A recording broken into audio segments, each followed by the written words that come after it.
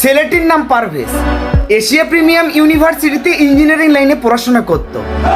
লাঞ্চের টাইমে বন্ধু বান্ধবের সাথে চা স্টলে গিয়ে সিঙ্গারা খাওয়ার পাশাপাশি একটু হাসাহাসি। আর তাদের পাশে বসেছিল দুইটা নরখাদক ডাইনি।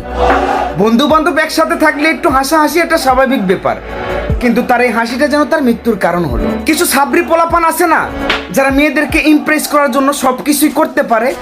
আজকে দুইটা কলঙ্কিত মেয়ের জন্য কতগুলো ফ্যামিলি নষ্ট হয়ে গেল, কতগুলো ফ্যামিলি ধ্বংস হয়ে গেল।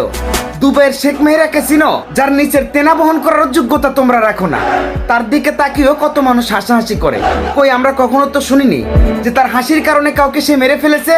তোমরা কি হয়ে গেছো? তোমাদের কি এত বড় ইগো যে তোমাদের ইগোর কারণে আজকে কয়টা মানুষ নষ্ট হয়ে গেল? এটা কি তোমরা একবার ভেবে দেখেছো? এখন আমি মেয়েদের নিয়ে কিছু বললে এই ভিডিওর কমেন্ট বক্সে আমার কিছু মা বোনেরা এসে উল্টা পাল্টা কমেন্ট করবে। আসলে কিছু অংশ মেয়েদের জন্য পুরো মেয়ে জাতির আজ হচ্ছে কলঙ্ক। ধর্ষণকারীরা কোথায় গেছে? সব